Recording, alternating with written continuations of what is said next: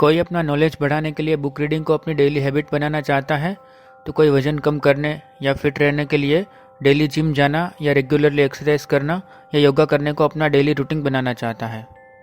हम सभी अपनी लाइफस्टाइल में कोई ना कोई हैबिट को ऐड या रिमूव करना चाहते हैं, पर बहुत बार कोशिश करने के बाद भी हम अपनी आदतों को बदल नहीं पाते और इसके लिए हम खुद को ही ब्लेम करते हैं, जो कि सही नहीं है। प्रॉब्लम यह है कि आपकी आदत चेंज करने का तरीका गलत है। अपनी आदतें बदलने में फेल होने के लिए खुद को ब्लेम मत कीजिए, बल्कि साइंटिफिकली प्रूव्ड तरीके को फॉलो कीजिए, जिससे आज तक बहुत से लोग अपनी आदतें बदल चुके हैं। इस वीडियो में हम हैबिट्स चेंज करने के most effective and easy veg के बारे में जानेंगे और ऑथर बीजे फोक के द्वारा लिखी गई बुक टाइनी हैबिट्स में से ऐसी बातें सीखेंगे। The elements of behaviour.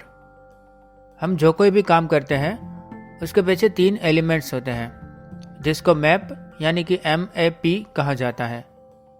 इसको एक एग्जाम्पल के द्वारा समझते हैं। एक चोर के चोरी करने या कोई पर्सन की स्मोकिंग या ड्रिंकिंग करने जैसी बैड हैबिट से लेकर एक पर्सन के जिम जाने, रेगुलर एक्सरसाइज करने या बुक पढ़ने जैसी गुड हैबिट्स तक सारी आदतें बस इसी 3 की एलिमेंट्स की वजह से बिल्ड होती है। इसलिए हम कह सकते हैं कि behaviour is equal to MAP map, जिसमें M स्टैंड्स फॉर मोटिवेशन, मतलब आप कुछ काम करने के लिए मोटिवेटेड है या नहीं।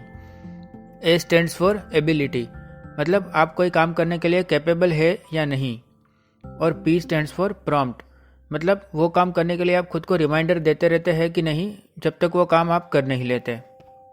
हम में से बहुत सारे लोग सुबह उठते ही अपना मोबाइल फ़ोन यूज़ करने लगते हैं और बहुत सारा टाइम वेस्ट करने के बाद अपनी गलती को रियलाइज़ करते हैं और खुद को ब्लेम करते हैं, जो एक तरह से सही नहीं है, क्योंकि आपके ऐसे बिहेवियर के लिए आप खुद नहीं बल्कि आपके आसपास का माहौल रिस्पॉन्सिबल है। ऑथर ने हमें बिहेवियर मॉडल के बारे में बताया है और इस ग्राफ को फोक बिहेवियर मॉडल कहा जाता है। इस ग्राफ में वर्टिकल लाइन मोटिवेशन को रिप्रेजेंट करती है और हॉरिजॉन्टल लाइन एबिलिटी को रिप्रेजेंट करती है, और जो कर्व्ड लाइन है वो हमारी एक्चुअल एक्शन लाइन है। और क्योंकि हमारा मोबाइल यूज़ करना हमें बहुत पसंद होता है, इसलिए मोबाइल यूज़ करने के लिए हमारा मोटिवेशन भी हमेशा हाई ही रहता है। और क्योंकि सुबह उठते ही हमारा मोबाइल हमारे पास ही होता है, इसलिए उसे यूज़ करना भी हमारे लिए एक इजी टू डू टास्क हो जाता है। और मोटिवेशन, एबिलिटी और प्रॉम्प्ट, ये तीनों एलिमेंट डेली अवेलेबल होने की वजह से सुबह उठते ही हमारा मोबाइल यूज़ करने की आदत छोड़ना हमारे लिए बहुत ही मुश्किल हो जाता है। Motivation and ability have a compensatory relationship. अब हम ये जानते हैं कि मोटिवेशन और एबिलिटी एक दूसरे से कैसे जुड़े हुए हैं। फोक बिहेवियर मॉडल के इस ग्राफ के अकॉर्डिंग मोटिवेशन और एबिलिटी एक दूसरे की कमी को पूरा करते हैं। यानी कि अगर आपके लिए कोई काम बहुत ही मुश्किल है पर उस काम को करने का आपका मोटिवेशन काफ़ी हाई है, तो वो काम एक्शन लाइन के ऊपर रिप्रेजेंट होगा, और एक्शन लाइन के ऊपर जो भी काम होगा उसे हम ज़रूर करेंगे। फॉर एग्जाम्पल, रेगुलर एक्सरसाइज करने के टाइम बहुत बार हमारा मोटिवेशन हाई होने की वजह से हम अपनी एबिलिटी से ज़्यादा एक्सरसाइज कर लेते हैं और दिन ब दिन अपनी एक्सरसाइज को हार्ड बनाते जाते हैं। और इसके ठीक अपोजिट, अगर कोई काम करने में बहुत आसान है तो हम उसे विदाउट मोटिवेशन भी कर सकते हैं, जैसे डेली उठकर ब्रश करना, शावर लेना जैसे डेली रूटीन्स। आप ही सोचिए इस बारे में, क्या आपको डेली ब्रश करने के लिए मोटिवेशन की ज़रूरत होती है क्या? नहीं, क्योंकि ये हमारे लिए एक आसान काम है और ये हमारी हैबिट भी बन चुका है। स्टेप्स टू बिल्ड और quit any habit. Behaviour model graph से हमने देखा कि जब भी कोई टास्क में मैप यानी कि मोटिवेशन, एबिलिटी और प्रॉम्प्ट का बैलेंस बनता है, तब वो टास्क हमारे लिए एक्चुअल लाइन पर आता है और हम उसे परफॉर्म कर सकते हैं। और ये बैलेंस बनाने के लिए हमें कुछ स्टेप्स फॉलो करने पड़ेंगे। एक तो कोई भी नई हैबिट बिल्ड करने के लिए प्रॉम्प्ट सेट करना, यानी कि जो भी हैबिट आप बिल्ड करना चाहते हैं उसको परफॉर्म करने के लिए एक प्रॉम्प्ट सेट करें और उस हैबिट को किसी ऐसे काम या अपनी पुरानी हैबिट के साथ जोड़ दें जो कि आप रेगुलरली करते हैं। फॉर एग्जाम्पल, अगर आप डेली बुक रीडिंग की हैबिट बनाना चाहते हैं तो आप अपने मॉर्निंग टी या कॉफ़ी या ब्रेकफास्ट के बाद एक टाइम एलोकेट कर लीजिए बुक पढ़ने के लिए, 15 मिनट, 20 मिनट, कितना भी, जिसमें आपको सिर्फ बुक ही पढ़नी है और कुछ नहीं करना। और इसको इजी टू डू बनाने के लिए अपने ब्रेकफास्ट टेबल पे ही एक बुक रख दीजिए जो आपको पढ़नी हो।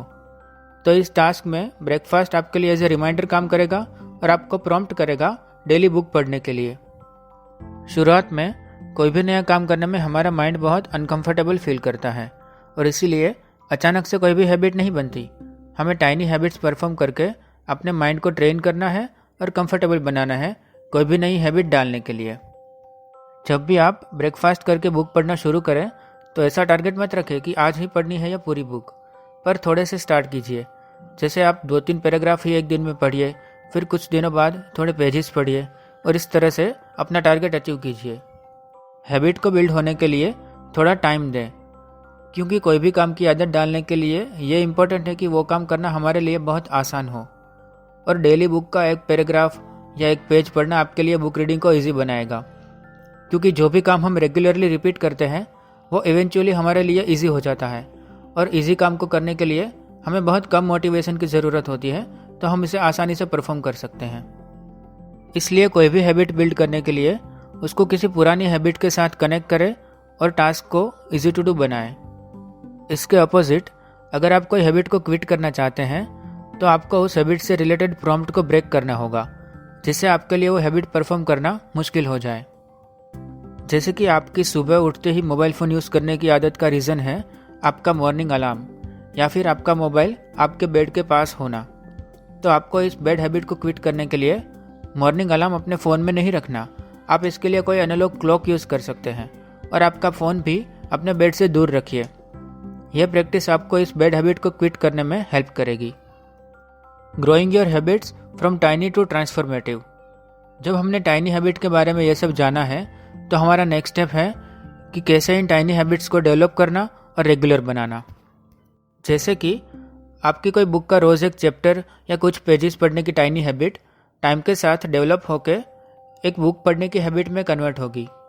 आपको बस उसे टाइम देना है और रेगुलरली पढ़ते रहना है। हमारी आदतें पेड़ की तरह होती हैं। जब वो छोटा पौधा होता है तब उसे रेगुलरली पानी और खाद देना पड़ता है उसके अच्छे डेवलपमेंट के लिए। इसी तरह आपको अपनी टाइनी हैबिट्स को भी रेगुलरली परफॉर्म करना है, उसे डेवलप करने के लिए और एक हैबिट बनाने के लिए। Emotions create habits.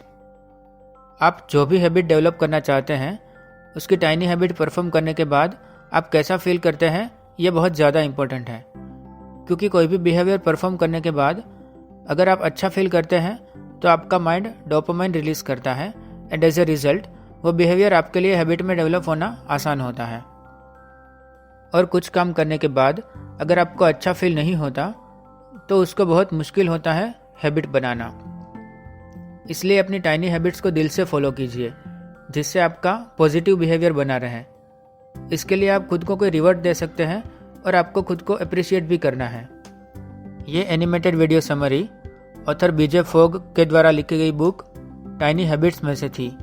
अगर आप भी अपनी लाइफ में कोई बैड हैबिट को क्विट या गुड हैबिट को डेवलप करने के बारे में डिटेल में जानना चाहते हैं तो डिस्क्रिप्शन में दिए गए लिंक के द्वारा इस बुक को खरीद सकते हैं।